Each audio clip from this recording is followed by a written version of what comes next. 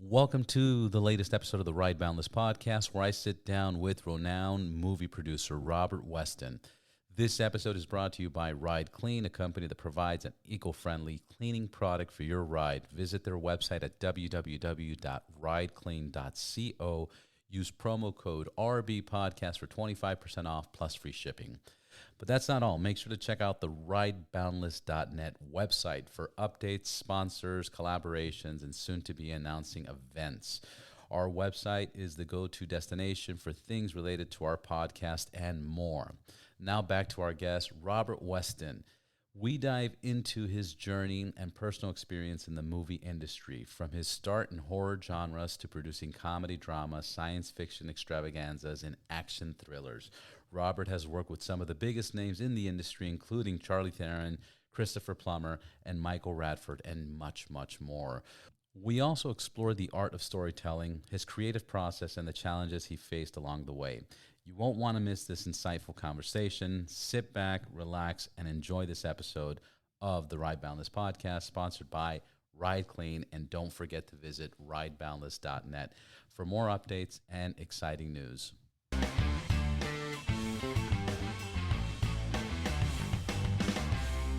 Boom, boom. Rob, thank you for being on the Ride Boundless podcast. Thank you for making it in the afternoon. Where are you coming from? Pleasure. West Hollywood. West Hollywood? Oh, yeah, that could be a little daunting. Laurel Canyon? Yeah. Man, that road. Yeah. That road. It's so busy, right? It's crazy. It's crazy because you don't even notice it, like, until it's nighttime and there's no traffic. And you're like, wait a minute, this is like a 7-minute drive. Yeah. Like, 7-10 minute drive. But during the day, it's daunting. It's like a 40-minute drive. Right. And it's what, 5 miles? 5 miles. You're close to Jaime as well, right? Yeah. He's down the street. Yeah. He's down the street. The closer you're, pull the mic back just a little bit. Yep. And we were just talking about how we met. We met through Jaime invited us, and we went to the LAFC the match, which was it was a great experience, man. Yeah. And you were educating me on the chat API, I think it was. Oh yeah. Amazing. Have you played with it? I have. Yeah, it's great. Isn't it incredible? What have you done with it? I did I actually put one of my scripts, obviously from a movie level. Yeah. I fed that in there just to kind of see what it would do if I said, make it funnier, right? Yeah. And it did. And it was kind of arguable what actually is funnier, right? What was already there or what they actually did with it. But it's very cool, man, I got to say. It's insane, but like, it's all about the commands, because if you could also say, make it funnier as if Joe Rogan was telling the joke, or make it more intricate like, Steve Jobs would on a project for, and you tell him, you say, take the identity of, Mark Cuban, as a business developer, and now you're going to be my marketing manager, and I need you to come up with a campaign along with a blog and a script. Mm-hmm, and it fucking does this. It's madness. It's super fucking madness. And I know it's going to replace a lot of jobs, because obviously they're comparing it back to the conversation we had before, which was, what is that? Like before, we were talking about how Amazon went automated and they fired a bunch of people. This is going to take a lot of copywriters and marketing people. It's the future, though, right? It's the future, but look at how many tools it provides for creative. Yeah, it's like you either adapt to it or you just say, "Fuck this! This is my enemy. I don't want nothing to do with it." I think there's going to have to be some adaptation done for sure, right? Because it feels like that's the way the world is moving overall, right? Yeah. Are you hearing me okay? Is it dipping in and dipping out? That's why you got to be a little closer. Yeah, that's better. Yeah, because otherwise I'll try to pick up some sounds. Yeah. Okay. And that's what I like about the headphones, because we can see we can hear what's going on. Yeah, that's perfect. You can hear me all right now, right? Yeah, I can hear it perfectly. All right. Yeah, I've been using this for so many things now, like responding emails. One advice one thing that happened to me was, there was this dude that was kind of bothering me, and he was writing me. And it was getting really annoying and daunting.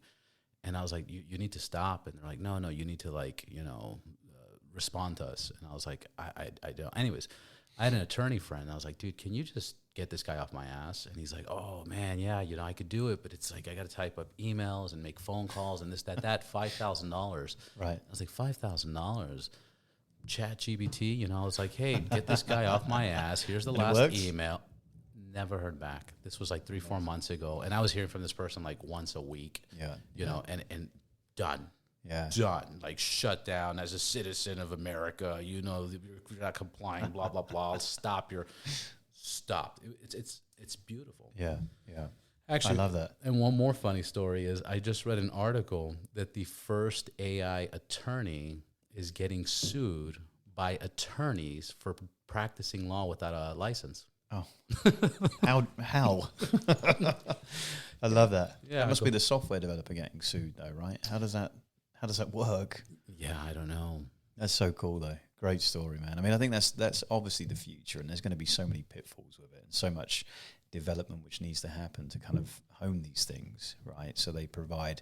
I mean, it's the same, I guess, in terms of Uber and those kind of things, right? Just in terms of how things have actually evolved, where you are having to.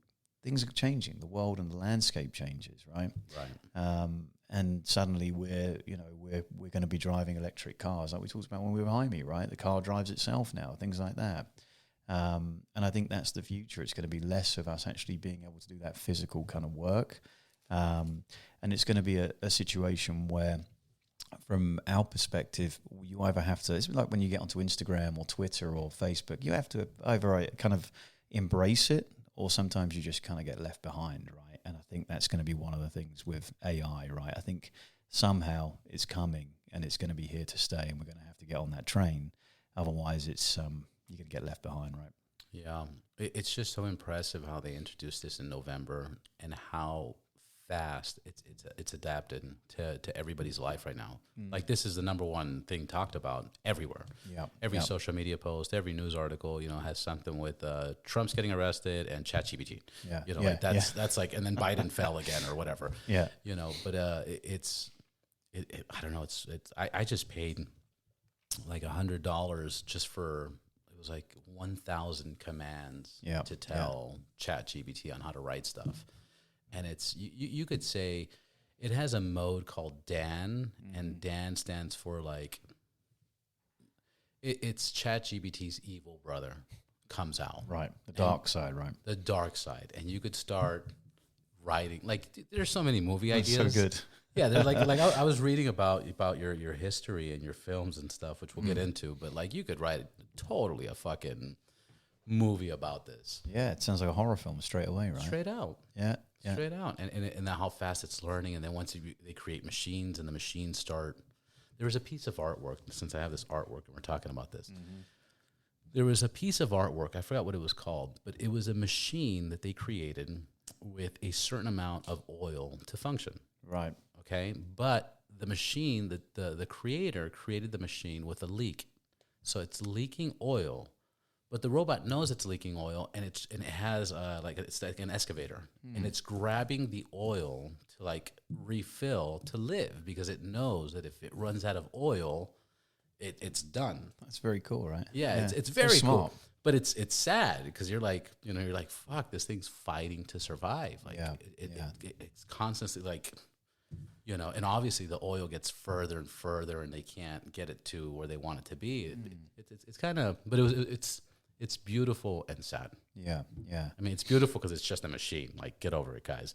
But it's sad because you read it and you're like, whoa. You're on the money, though. I mean, there's definitely something around that from a project level I could see happening. I remember I got pitched a movie at one point by this. It was a horror film, and it was about GPS. What would happen if you got in the car and the GPS basically took over and just killed everyone that got in the car? So it would direct them off a cliff and stuff like that, right? And it was quite cool, but I kind of always was looking at thinking, is it sustainable? Is it one gag and then the audience kind of knows what they're into, right? And then they kind of lose interest. But I can see the same thing when you're talking about chat, right? Same sort of thing, where you can kind of come at those things early and say that it's the ghost in the machine, right? In terms of what you're trying to achieve there.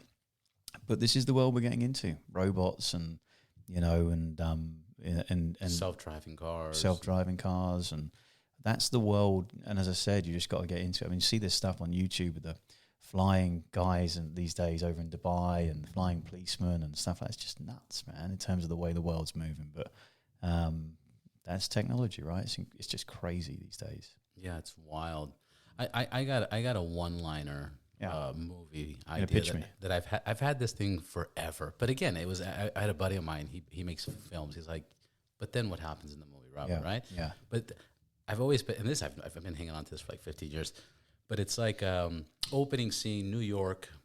Cameras going down a building into a Chinese restaurant. Right. Chinese restaurant opens up and there's people walking with food back and forth. Camera goes all the way to the back of the room and there's a meeting between a corporate company. I don't know, whatever, 8 people, and they're talking and bullshitting. We closed the deal and we did this and and Steve, how did you do that? And her face, right? Whatever. And then, they're laughing. And then one of the guys goes, I got to get out of here. We just had the kid, blah, blah, blah. I'm late. So he's running out. And right before he runs out, somebody says, hey, don't forget your fortune cookie, like it's a Chinese restaurant. So he's like, thanks, haha. So anyways, he's walking out. He's putting on his jacket. As he walks outside, he opens up the fortune cookie and he's walking and it opens and says, you're going to die. And a bus fucking hits him. Done. Dude, I love it. It's good. Now I don't know what happens after that. Is it cursed? Dude, I'm doing a movie right now with the creator of Final Destination. Oh, right? Wow. That's that movie. That could be a scene right there. It feels like that fits in that world, right? Yeah. Yeah, very cool. I like it. Let's talk about See where it progresses to, though, right? What's the story? Exactly. Yeah. What happened before? What happened afterwards? You know, I never got past that. So it's like what they call a one-liner.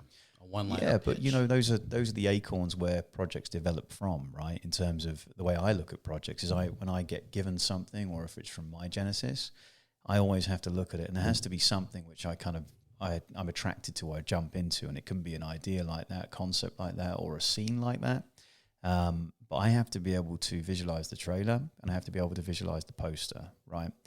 And then I can see how it might translate to people, right? Something like that. It definitely feels like it could be a horror film. It definitely feels like it could be a Final Destination, or something like The Ring, where there's something which continues as a vessel, whether it's the fortune cookie or it's something like that. But that's kind of how I always look at stuff, right? There has to be something which inspires, and it makes you start talking, thinking, right? Yeah. And then you think you might have something, and you've got to develop it and work it and hone it, and sometimes it's like a cocktail, right? You put the ingredients in it, either tastes good or it tastes shit. Yeah. That could be good or it could be shit. It just depends how you mold it and develop it and test it and try things with it, right? Yeah. But I like it. I like the premise. I like it felt very visual in terms of the way you're talking about it. Yeah, I mean, there could be an infringement on copyright on this, right? We're going on video. I got it. It's yours. Yeah. I love it, man. But that's good. It's an interesting idea. Yeah. It's interesting how certain movies get done that you think are not going to work and end up working. And then the ones that you think are going to work don't work. And then you have movies like Sharknado. Yeah. And it's not Sharknado that's like, wow. It's like, no, it's part 2, part 3, part 4. I think they went to part 4 or 5. Yeah. And it's like, how does that happen?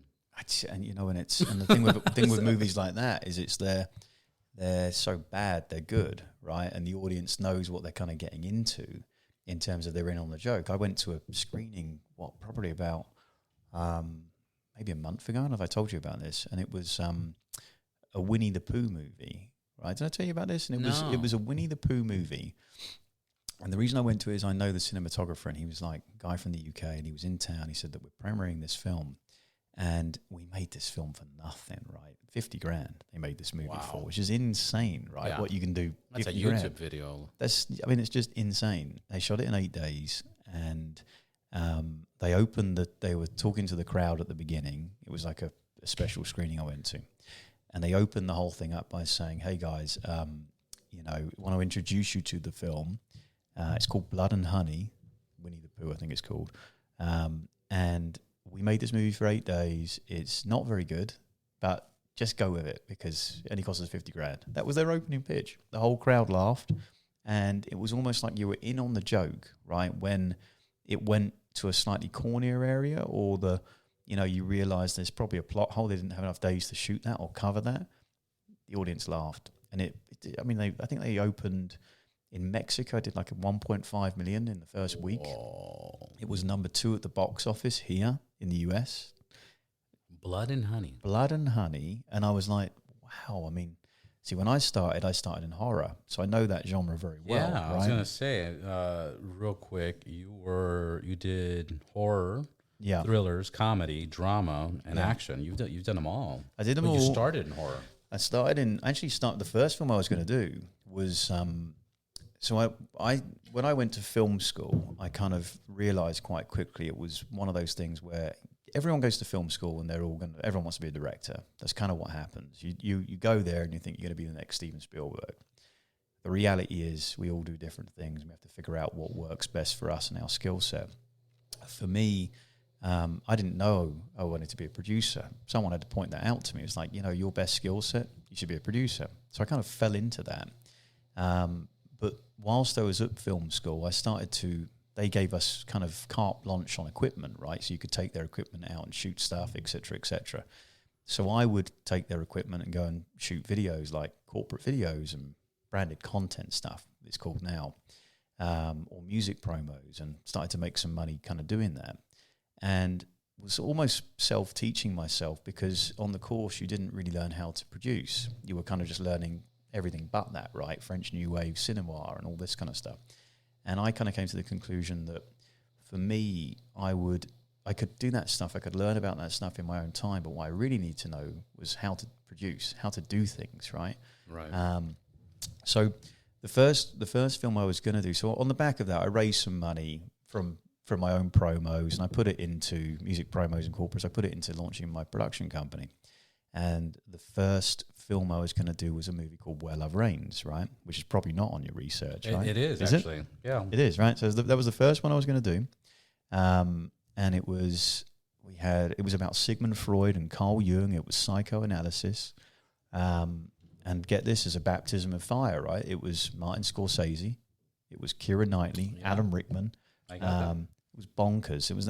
That was my entry point. And that film, we had 2 years of trying to make it, and we lost all the finance, tax credits fell apart, and all this kind of boring stuff. But the reality was, we realized that the film was, the market was scholars, because it was Freud and Jung, and we hadn't actually made a film which was commercial enough to be able to, exploit it.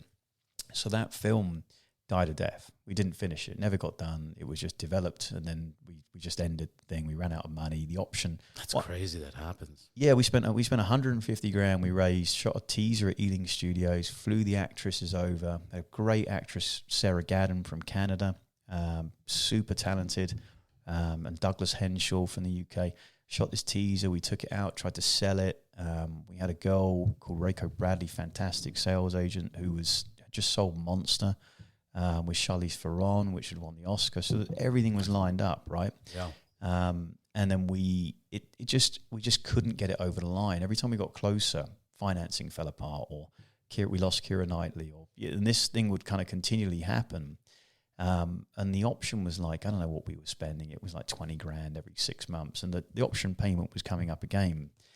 And I'm looking at my bank balance coming straight out of university, and music videos. I'm not doing so many of those now. And suddenly, my girlfriend at the time is kind of saying, hey, where's the money going, kind of thing. What's her name? Who is she? Well, yeah. I'm not with her. I'm happily married now. But it was one of those things where you're getting faxes through at 3 o'clock in the morning. It doesn't create a great home environment. And then the film didn't happen, right? Faxes. So what's a fax? So, yeah, there you go, right? And there's another horror film. So it kind of got to a point where I had to make a decision. And my decision was, I'm not going to renew that option, which was really painful, having spent 2 years trying to develop this thing, and backwards and forwards. But I had a really great mentor in the business, a guy called Tim Hampton. For 20th Century Fox. 20th Century Fox. He'd done Aliens, Chariots of Fire. He was the guy who brought Superman to the studios. And I would, because when you come into the film business, I always use this analogy, like you always feel like you're a boxer, but who can't actually be in the ring and fight. You're just kind of standing outside waiting to have your fight, right? Trying to get in that ring. And it's always that way until you actually produce something. Otherwise, you can walk down the road and I can tell you I'm a producer, but unless I've actually done it, I've never been in the ring properly, right? And so it's after spending 2 years developing this thing, it was like, God, it was hell. And one of the things which I did to try and legitimize myself from a confidence level at the beginning, because you don't know anything. You don't know any. The business is. I knew nobody in the business, right, when I began. Absolutely no one. So it was like, what can I do to give me some sort of advantage? You know, you're calling up agents and saying, hey, I've got this film. Would you read it to see if your client wants to do it? And they're just like, no. And it's not a great place to be. So what I decided I would do was educate myself, right? So I took subscriptions out to Variety and Screen International, which is the equivalent in the UK, but like Hollywood Reporter. And I would have a ritual every week, which I'd sit in my bath every Thursday night, and I would get the magazine and I'd read it page, cover to cover. And every word I didn't understand, I'd stop and I'd research it. And it started to give me kind of confidence, because I was suddenly educating myself that I would know about what was happening in Poland or, Bulgaria, and I'd be able to go into meetings and bring that information, and other people didn't have that knowledge. Yeah. So it gave me a lot of confidence. But it boomeranged on me when the film I was doing, Where Love Reigns, I decided I wasn't going to renew it. About 4 or 5 years on, I was doing my ritual. Screen International comes through the post, sit in the bath, haven't looked at it, front cover, Freud Jung movie, Dangerous Method it was called, Oscar buzz. That was my movie. Really? Yeah, and I remember different. It had Keira Knightley. It had Sarah Gadon, the girl I flew over to be in my teaser. It had my Canadian co-producer, Marty Katz. Love them all. They're all great people, and they made what they wanted to do was a great movie. But they made this without you, or different? It was a different. But were you aware that I knew that the project had gone, and it wasn't exactly the same. It's like when you have two scripts of the same subject. One was a stage play, and one was a fictional version which this guy had created. And they optioned a different version, right? So it was kind of brutal on one level, because they were absolutely fine to do it, and their version was probably a better version than what we did. We almost planted an acorn with this great idea, because actors and directors and filmmakers want to make movies about people who are important in history, and Freud and Jung were super important people. So I think from a subject matter and from a character level, it was something which people wanted to explore. But the thing is, just before I was making the decision to ditch the project, I was looking at it and thinking, I can't do it. I can't spend another 20 grand on this thing to just keep going on the hope that we're going to figure this out, right? And I entered this project because of a director, right? The director had reached out to myself and said, look, he had a producer on it who had passed away, and he didn't know what he was going to do, where he was going to go with it. And he reached out to me and he said, look, would you help me, right? And I said, I'll come on and help you. So he was the reason why I was doing the project, right? First-time director. And when the option was coming for renewal, I remember saying to my partner on it, I said, I'm not going to renew it. I just can't do it. Financially, it's just crushed me. So real baptism of fire. And he was like, yeah, I agree with you. And I said, well, there's only, there's only one way we're going to probably make this film now, is to change the director. And that's not something I'm prepared to do, because that's just how it is, right? It's the way I entered it, and it's the way I'm going out. Simple as that. I'm a guy who I say what I do and do what I say. And I entered it because of this guy. I'm going to go out because of this guy. And I told him, the director, that I wasn't going to renew it. And he comes to me and he says, what happens if I don't direct it? If I step aside? And I said, well, if you want to do that, then that's up to you, right? I'm never going to ask you to do that. You have to be comfortable that you want to do that. And because the option payment's coming up, et cetera, et cetera. Anyway, so I then said, look, I'll make one call, right? And I'll call, if you're game with it and we're doing it together, I'll make one call to my Canadian partner. And I have an idea. David Cronenberg, right? We'll see if we can get David Cronenberg to direct. He's a masterful director. And my Canadian partner had just done a movie with him. So I knew the relationship was there. And I called Marty and I said, what do you think about Cronenberg? And he said, maybe, let me talk to him, right? He spoke to Cronenberg, and Cronenberg was doing Spider, this movie at the time.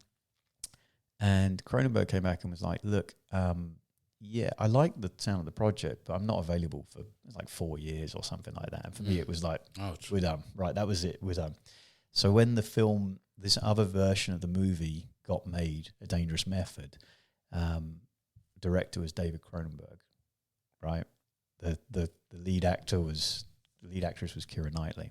It was Michael Fassbender, Viggo Mortensen, Sarah Gadon, the actress, as I said, I flew over, my Canadian partner on it. And I didn't, I knew that the project happened, but I thought, it was one of those moments where you think, did I just completely threw away an Oscar on my first movie? That was my mindset. Ouch. And so I called my mentor and I said to him, Tim, what do I take from this? Right, I feel sore about the whole thing. And he says to me, it was great advice. He said, trust your instinct. It wasn't your time. It wasn't your time, but your instinct's going to get you there, right? And it was something which made me think, all right, so he's right. I had the instinct. It was a good project, but I wasn't ready, right? So it wasn't my time. So it was one of those stories where I think at the end of it, there's a bit of a silver lining, because what it did do for me is it made me, I need to shoot something. I need to make a movie because I know I can do this. My instinct's right. I'm educated, but I need to make a movie, right? So for me, it then became a scenario of how do I do that? Because the traditional routes of financing films is difficult, and it's still difficult till this very day, right? And today I produced 15 movies now, but it's tough, every one of them, putting them together. What was it? Budgeting totaling over 70 million. Probably 100 now. I think. Right? Yeah. But the first one I did was on the back of this. I had no money. I was just completely done. Right? It was like I have to go and get a job. So, and at the time, this will give you a time stamp of when this was. This was around the time of Napster. Do you remember that? Napster and LimeWire. So music video budgets, when you're doing stuff for $100,000 and shooting them in 2 weeks, and you're making 10%. Back in the day, it's good money. And then suddenly you're in a world where those budgets, because of Napster and LimeWire, are completely slashed, and you're into a world where budgets are now $10,000, right? So your 10% fee at that point's nominal, right? And to add to that, a lot of the labels are then taking the budgets internally and making their own videos, right? So around that time, you start to see music videos. There was no big videos really being made. So I ended up getting a job, any job I could get, just to get some money coming in. I did it for 18 months, and it was nothing to do with the business. It was consultancy, managing temporary labour spend for the governments in the UK, Richmond County Council and Wandsworth. And wow, it was completely far off track. Yeah. But what was great with it was that they gave me, I had to manage my own diary, right? And managing my own diary and working remotely, I was able to I literally would sit there with my laptop on the film and my laptop on this business, my BlackBerry on that business, my BlackBerry on the film business. And I would do both of them at the same time. Not that they ever knew this, right? Until probably this moment. Right. But it was, I accumulated holiday whilst I was working for this company. And I financially got myself back to a point where I was like, okay, I can breathe for a bit. And in my holiday, I shot my first film, which I financed going door to door, just running around anyone I could meet, put $500 in, put $1,000 in. Which I'm going to interrupt real quick. How much of making movies is raising money? Yeah, it's a lot of that. It's a lot of it. If you're going to make movies, that's what some people don't understand. If you're going to make movies, you're going to be knocking on doors, asking for money. Yeah. It's a lot of that. And what you start to realize is that every film, depending on which game you're in, if you're in the studio world or if you're in the independent world, it's different, right? There's different ways to skin the cat, so to speak. An indie movie, I always work on the basis you need some sort of equity in each project to make it make sense. But I have done movies, like my second movie I did was with the Weinstein Company, when the Weinstein Company were a good company to be working with. They financed it with a UK company, and I sold the US. When fax machines were around. When fax machines, and I think we signed it on the fax. And the Weinsteins and Metrodome in the UK financed this film.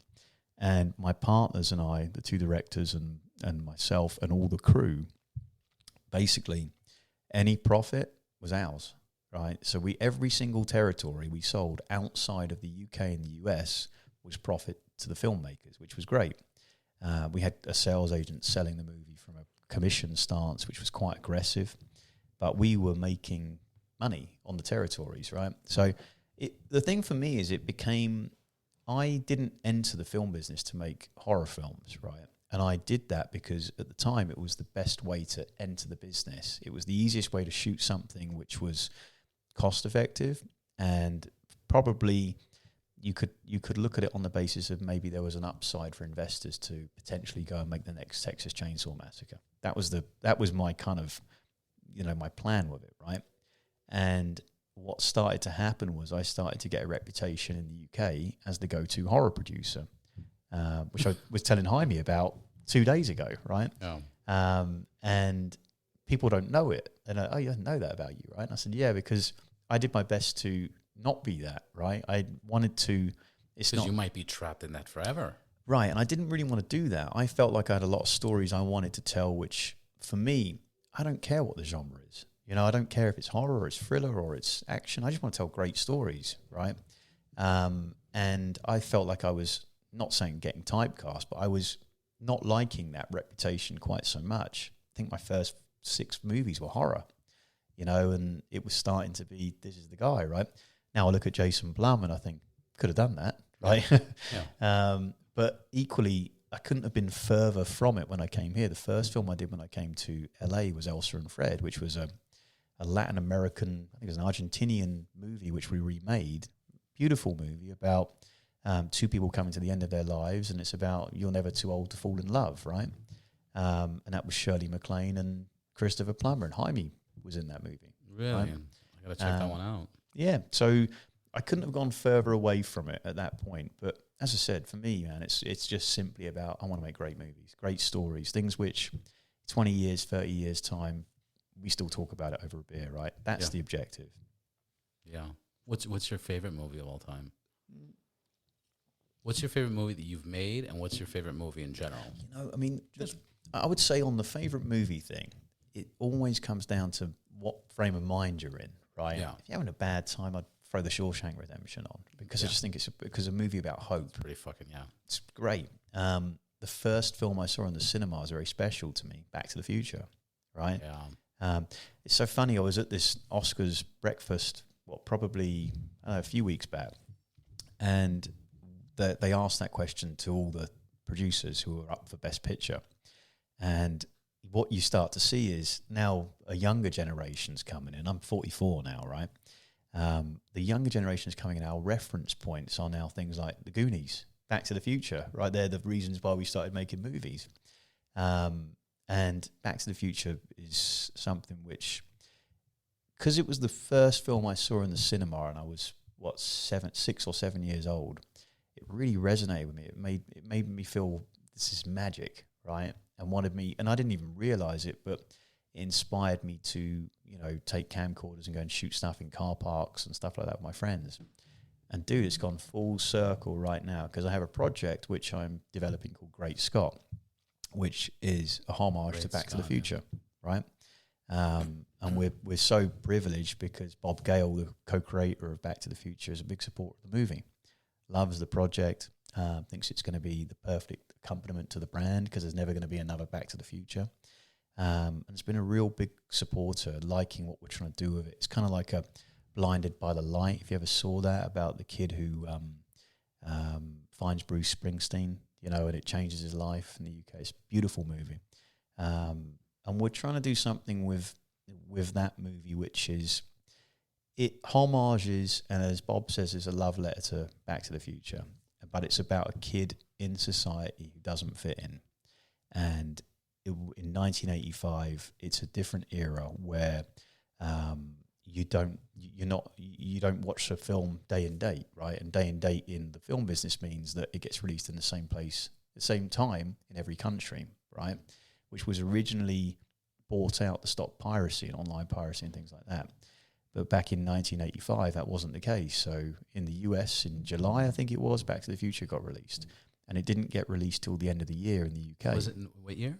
I think it was 1985. 85, yeah. 85. So I think it was June or July, and then December, January, I think it got released. I always get my dates mixed up because I have people trying to pushed me to do it as a Latin American themed movie at the moment. Yeah. And the dates are slightly different between Mexico and the UK. But I think it's a really beautiful project because what it's about is, and it's so relevant to today's world, it's about a kid who doesn't fit in, doesn't feel he's enough in this world. And with social media and these kind of things, I think today more now than ever, people struggle with identity, right? And he, in our film, doesn't know himself, and his parents are divorcing and stuff like that. And his dad's this kind of character who, you know, kind of all he does is lay about and play game shows. And he wins the Price is Right game show in England and wins a trip to Florida. And whilst he's there to get away from the bickering parents, the kid goes and watches a movie, Back to the Future. And it kind of changes his outlook on life. And he decides that when he goes back to England, he's going to reinvent himself as Marty McFly.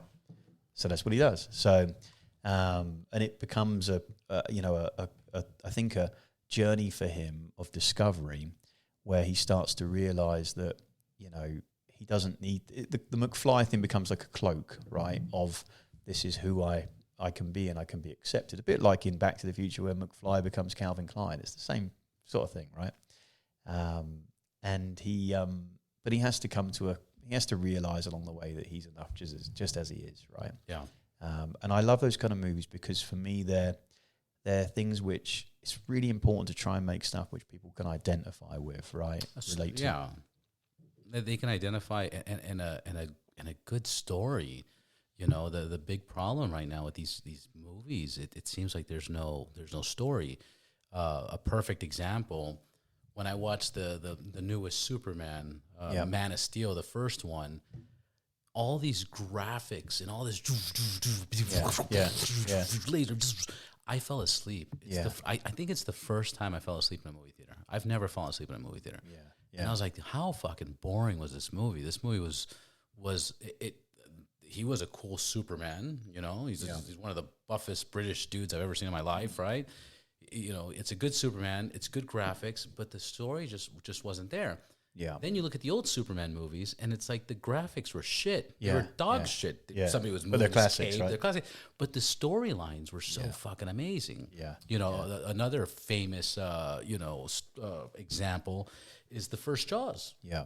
You know, one of the reasons the first Jaws was so good, I'm sure you've heard the story. Yep. The shark didn't work. Yeah. Yep. They were filming, the budget was there, let's film. They threw it in the ocean, and they never practiced it in seawater, ocean water. It fucking rusted. Yeah. There was no shark. Yeah. So what did they do? They put more to the storyline, and they added, and now it was like this suspense, and you're getting into the story and the family. 100%. And those, it's exactly what you're talking about, that like, that's so important. But right now it's like, oh, we have CGI and we can make anything look like anything, and let's do it. And the quality of movies are kind of going down. The story of it, or I don't know if it's the story or the script, because there's things that like it has all the potential in the world because the acting's good, the cast is good, the director's good, but then it just, I mean, I've seen so many shitty movies lately. Yeah. I think you're right. I mean, and TV's got so good now as well. Right. Netflix is so good, and there's so many great shows. I mean, and then you get 8 or 9 episodes to like invest in. Yeah. And get to be part of that journey. Yeah. That it almost makes it seem like, how the fuck are you going to get into an hour-and-a-half movie? It's true, right? I mean, I started watching, I don't know if you've seen it, started watching Shrinking. Have you seen that? It's really good. I think you mentioned this. Yeah, it's really good. It's Jason Segel, it's Harrison Ford. It's on Apple, and it deals with grief, right? But it does it through a psychologist kind of lens at times, right? And it's so great. It's almost like Jason Segel's there, and he's supposed to be the psychologist, kind of being the therapist to people who come in, and at times they're the therapist back to him because he just lost his wife. That's the setup of the show, right? Yeah. But I think TV and film and stuff like that, I mean, there's certain things which have really worked over the last few years. Afterlife, Ricky Gervais's show as well on Netflix, fantastic show. Yeah. And it's tapping in, and it's starting to deal with themes which were at some point they were a bit taboo, like grief. People don't want to talk about it, they don't want to see it. but the way he approached it with that humour to it, but then also the heart, is very similar to what I think is why something like Shrinking is working so well, right? Because it's got the same kind of elements to it. It's the reason why we all like Ted Lasso, right? I don't know if you've seen that. Yeah, I just got into it, yeah. But Ted Lasso is great as well because it's a fish out of water. We know this guy shouldn't be managing in the Premier League, but we kind of love him, right? And what he stands for and the way he deals with things. The way he takes his role and it's fantastic. And it's like I think those kind of shows are things which inspire us all, right? To think there's a just being good to people, being nice to people. Actually, it can come back round, right? How much? Because it's interesting. Because if you talk about movies in a positive way, like I watched this movie and it inspired me to do this, and when I watched that movie, you know what? Fucking, I was going through a bad moment and it clicked, and I was like, you know what? You know, and we can give a bunch of those examples. Sure. How much of that exists on the negative side? Like, how many people watch a horror movie and like, oh yeah, I can do that. Oh yeah, like, oh, so that's how he used his machete, you know? Yeah. And like, you're probably right. You're probably right. Inspiration kind of stuff. I mean, the news kind of does that too when they're like, oh, this guy killed 15 people. The way he did it, you know. Yeah. No, I don't. I mean, I think that's a fair point, right? I mean, I don't know any examples of that, but I'm sure they're out there in terms of someone emulating their favorite killer or something like that and going off and copycatting what they saw Jason do in Friday the 13th or something like that. I mean, but I feel like in my experience and knowing the horror world as I do, that audience is super loyal, super faithful. And, you know, even though you're dealing with dark themes at times, they're the most friendliest group of people, and as I said, super loyal to their art and all this kind of stuff. And the festival circuit in that particular genre is just incredible, right? It's almost like everyone kind of knows each other. I've been lucky enough to have films play in major festivals in that horror kind of circuit. And I think it's often a case where people will say horror's the culprit for some of those things, but in my experience, not the case at all, right? I would say that it's, you know, it's quite the opposite. They're the coolest people, you know. So to answer your point, I haven't seen that. Right, I've never seen that kind of happen. Right, it's that extreme. No. My notes say your most recent project, Madness in the Method, is notable for being Stan Lee's last ever movie. Very true. Can you talk about that? What it was like to work with Stan Lee and? Well, we kind of that movie we shot that influenced you like. It's amazing, right? I mean, we shot that movie here in Eagle Rock. We shot it here, and we then also shot in the UK because at the time Brexit was happening, right? Beer? No, I'm good at the moment, thanks, buddy.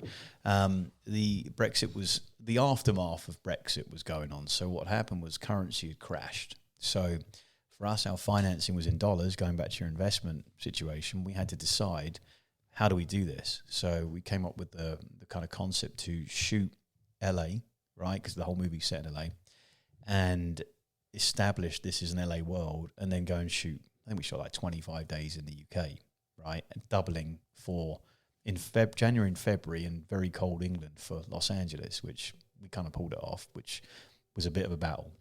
But I remember I think it was the 5th day of shooting, we've been trying to get Stan. We were trying to, Jason, the director, Jason Mewes from Jay and Silent Bob, he was good friends with Stan. And what we were trying to do, because it was Jason's directorial debut, was surround him with good people, people who could really help elevate the project. And Stan was someone who we'd earmarked to do something for us. And I remember on the morning, we were supposed to be shooting in the afternoon, right? And we got a call.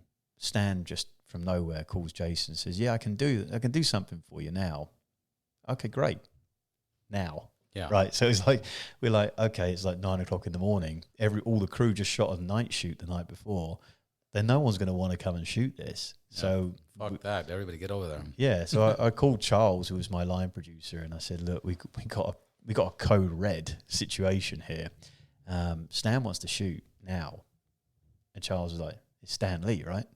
Stan Lee. So he calls around. The whole crew show up early, like 7 hours early or so.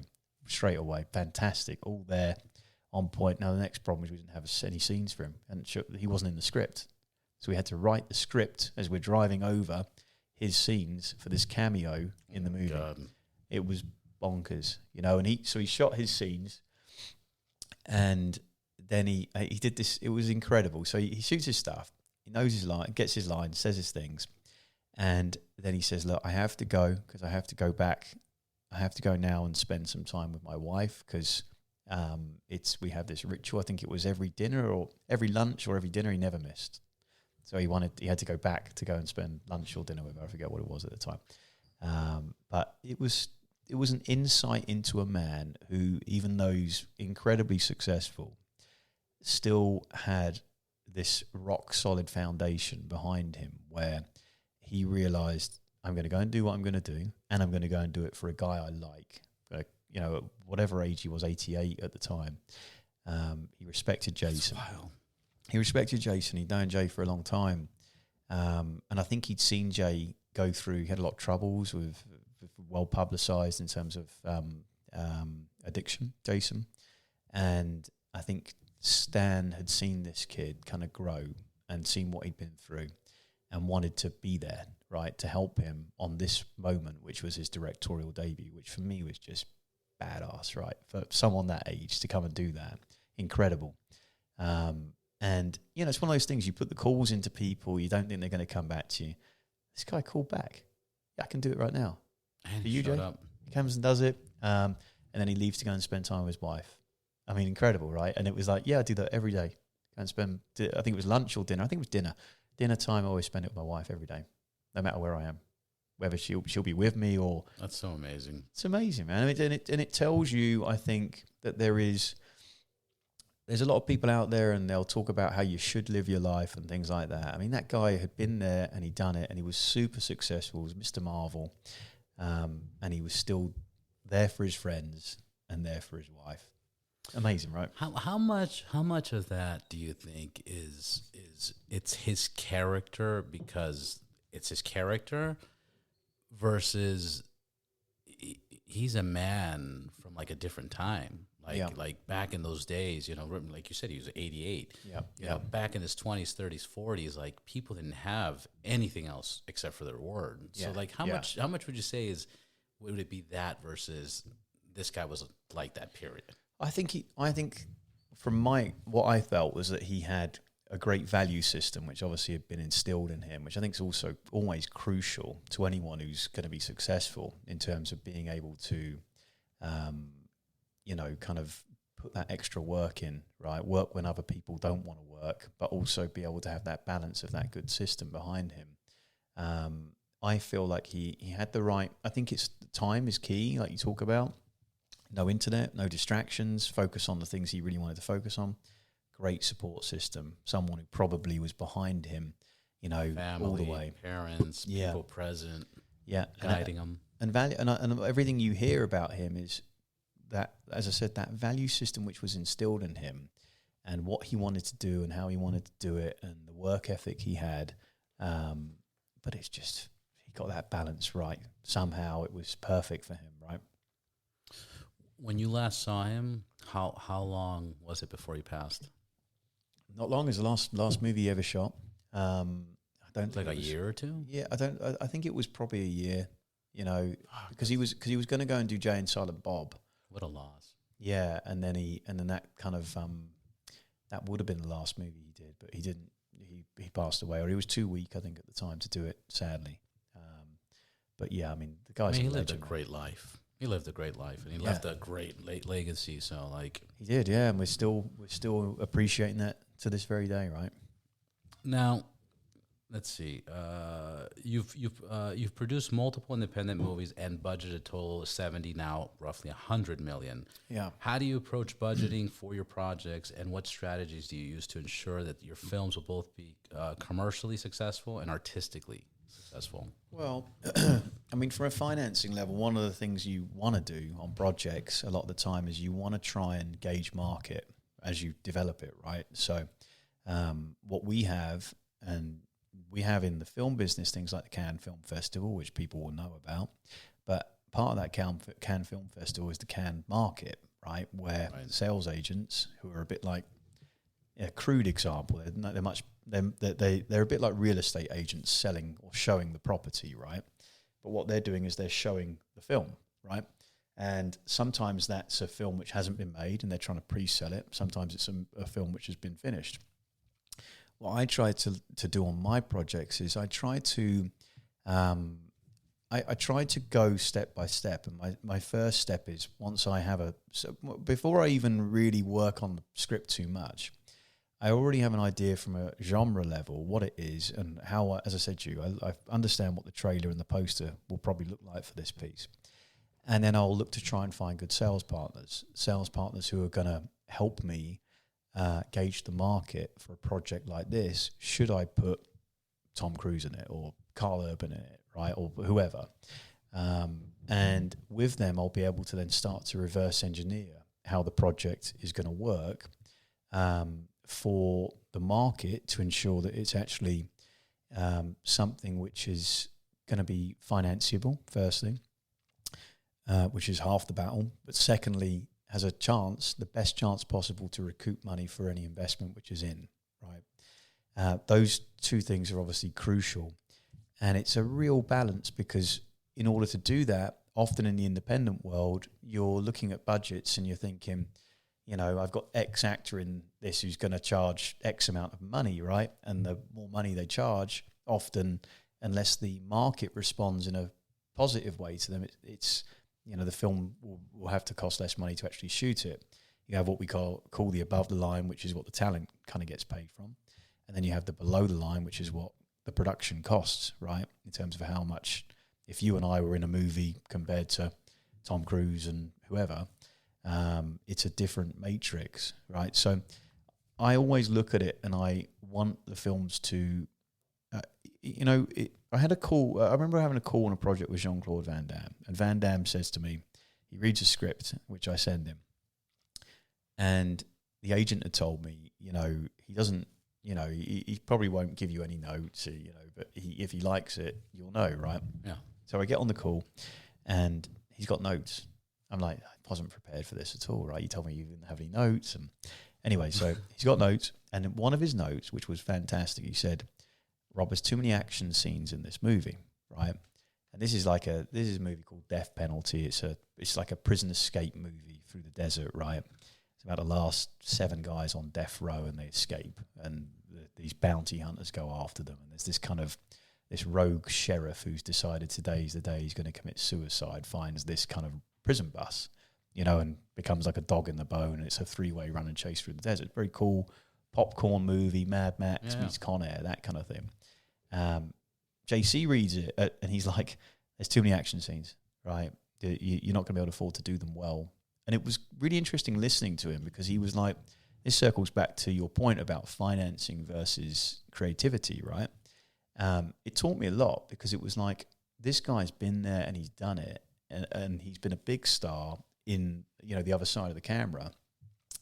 And he's telling me in a genre, my genres were horror and romantic comedy. I hadn't done action yet. So it was like, okay, I should listen to it. I'm a great believer in, the age-old thing of surrounding yourselves with people who are more successful than you. And clearly in action, he was more successful than me at the time. So I had to take that advice on board. And say, At the time. And I had to kind of take that advice on board and look at it on the basis of, he's right. And he had said to me, because when I look at projects, I have to have what I call 4 marquee moments in the movie. It's really important for me. And I want 1 in the first act, 2 in the second act, and 1 in the third act. And for me, they're the moments where if you and I go to the cinema or we go to the theatre, whatever way you want to define it, when we leave and we go and have a beer, we're talking about those moments. Do you remember when that happened in the film, right? They're my marquee moments. So I need 4 of them in every film. And if they start getting taken out of scripts, I start to lose interest in them because they're the reasons why I'm attracted to the project. Anyway, Van Damme reads the script and says to me, you've got so many big moments, right? And he was so right. This was a script which was trying to do too much, right? It was trying to be something which we were trying to do it for, I don't know what $8 million or something like that as a budget at the time. And we just couldn't afford to do it well. So it started to make me, after that conversation, hone my skills, look at it through a slightly different lens. I'm a great believer in, that it's all about how you frame things and optics and stuff like that. And I started to look at the script through a different lens based on great feedback from a guy who's been there and done it, right? Yeah. And, he opened my eyes that we were trying to do too much. And what would have been happening would have been, we've been trying to outdo the last scene all the time, right? Because there was so many big moments in it. Right. So that script right now, we're just honing it, even a few years on. And that's what happens a lot of the time with this. Scripts get put back in the drawer, and sometimes it's a different time for it and things like that. But it didn't have that balance. It was trying to be too big for the budget. It probably would have ended up costing too much, and then the action sequences wouldn't have been so good. So now what's happened? Too over the top. Yeah, we wouldn't have been able to do it well, and I'm a great believer in that as well. You've got to try and do, it was a genre I wasn't familiar with. Now I'm much more familiar with it. But you've got to, when you do those moments, they're your big moments in it, and you've got to sell the dream at that point. These are the moments where people are going to talk about them.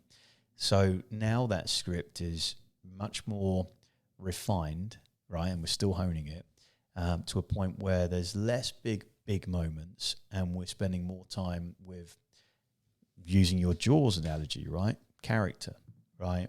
And because ultimately character and story is what we care about, right? We can, I can talk to you all day long and listen to your story, right? And it's something which interests people, right? Yeah.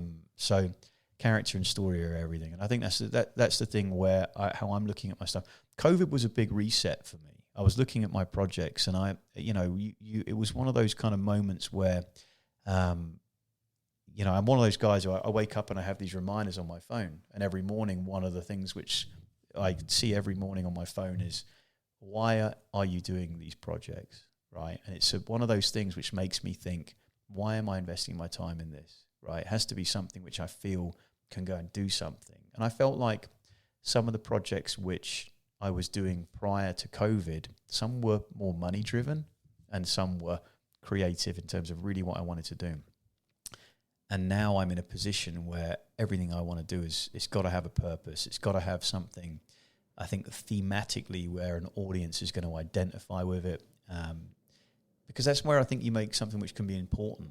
And that's what I want to do, make important stuff, right? Stuff which, like I said, 20, 30 years' time, we can have a beer and still talk about, go like you did about Jaws. You remember it, right? Yeah. It's there. It's ingrained in you, and that's always the objective. Yeah.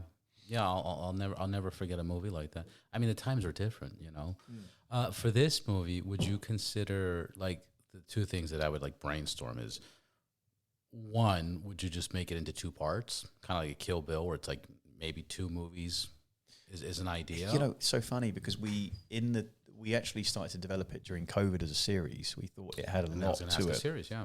Yeah, because it's a movie which is built in the old kind of Western kind of style, like Magnificent Seven. The last seven guys escape, but it's a mid-apocalyptic world, which is basically the reason we brought it back and we're now redeveloping it is because climate change has become so big, and it presents a future to the world of what we're doing to this planet without it being too preachy and over the top.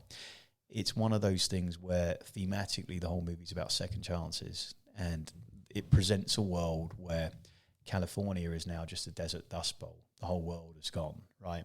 One half's underwater, the other half isn't. Yeah, exactly. Yeah. So in our world, water world, it's sand world in this one. Bit Mad Maxy, but it's kind of. I think you've got to look at these things and try and figure out the right route for it. For us, we started to develop it as a series, and then we felt, we heard things like The Last of Us they were getting some traction. We thought maybe it's not the right route. So we've now at the moment going back to do it as a movie. But we see it as a franchisable project. So feeding into your point, it could be, like The Purge 1, 2, 3, 4, 5, right? That's where how our mindsets are now looking at it. Right. Let me see. I think we have one more question here. Well, we have a few more questions, but we got time for one more question. What projects are you currently working on, and what can the audience expect from your upcoming work? Or is this that one? No, I got lots of projects. I have one which is a fantasy adventure I'm going to do, and that is hopefully going to go in the summer. We're just trying to get the script honed at the moment. It's always constantly working on the script. That's the one where I'm doing it with the creator of Final Destination. He's just come on doing a pass, which I should have this week. So I have that one. I have an animation which I'm going to do.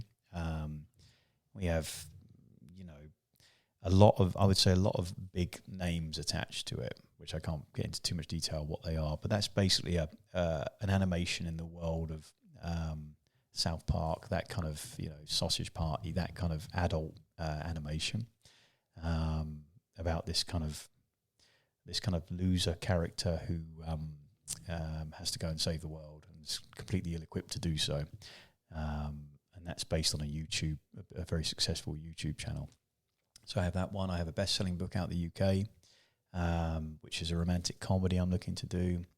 I have one which I'm going to do with Jaime, in fact, which is very autobiographical. It's about a British guy. It's about a British movie producer who meets a Mexican girl, and it deals with culture, and it plays around with the concept of la pedida, right? The permission. And in that story, the British guy has to get the permission from a Mexican psychologist, right? Who obviously doesn't want him to marry the daughter. And that's one we've had a load of great feedback on. It's kind of much in that kind of Meet the Parents, Big Fat Greek Wedding, that kind of world, Crazy Rich Asians it's been compared to. And I'm really excited about that. So I wrote that actually with my wife, who's Mexican. It's funny, man. At the beginning, true story, yeah. It's a true story. At the beginning, I was making so many screw ups in the understanding of the two different cultures. Because when you get into those kind of relationships, you just kind of think this is the way it should be. Being a Brit guy, right? It's kind of how I think it should be. And my wife thinks, well, no, Mexican ways like this, right? So there was a lot of kind of cultural differences. It's so different. So different. Yeah. It's so different. And then a Mexican woman. Exactly. Let alone not a Mexican. Like Mexico is like, but a Mexican woman's even more traditional. Very, very traditional. So I was gonna, at the time when I started dating her, I started to make all these screw ups, and I started to make notes of them. I said, I should write a book, basically, what not to do when dating a Mexican, right? And it was going to be one of those kind of pocket books you put in the airport, right? And then I started developing it with her, and I was like, this is crazy. I'm a movie producer. This is a movie. So we have that. We have that one, which is going to be a proposal movie. And then with the same characters, there's going to be a funeral movie and a Christmas movie at the moment, right? That's the plan with it. Yeah. And we're really excited about that. It's just super funny. And high hopes for that. I have the Back to the Future homage movie. That's right. And I've got one I'm going to direct as well, which is a movie called Kindred, which is kind of like a homage to Misery. It's like a slow burning thriller, which I'm doing with Stephen Amell from Arrow. You got your hands full. Yeah, I like to do those things, and I run a jewelry business thing I told you with my wife as well, right? She's a fantastic jewelry designer. That's so I kind of help her with that when she needs me. What's her website? What's the brand? It's called Ali Weston, ALE as in ale, right? Alejandra, aliweston.com. And she's been killing it, right? So this year she's been in Vogue. She's now got stuff in Beverly Hills, Rodeo Drive. Oh, beautiful. Yeah, and she's just doing a collaboration with Milk Jar and Cookies on Wilshire Boulevard, a fantastic cookie company down there, and she's basically created cookie jewelry. So she's doing... That's awesome. That's going to hit good. Dude, in the next 2 weeks, she's going to release the chocolate chip diamond cookie, which she does. And then... and she's already released one which was more of an enamel heart-shaped 14-karat gold piece, And they're just, and Milk Jar are such a great bunch of people down there as well. So it's a really good collaboration she's doing.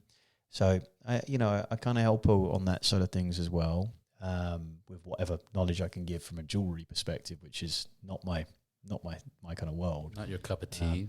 Not my cup of tea, but business is, right? So the business side of things, I can help her, but just to try and give her a platform to let her kind of design, because she's fantastic as a designer. The thing she did, which made her pop, was this diamond cheeseburger, which was a 20 diamond cheeseburger she carved in wax with fire and stuff like that. It's nuts. I got to see that. You got to see it, man. I'll show it to you. Yeah. So she's been doing a thing. So super busy, man, as always. Well, Rob, congratulations on all your success. It's been a true pleasure knowing you. Let's do this again. Yes, brother. And until next time. Thank you, man. Thank you. Appreciate it.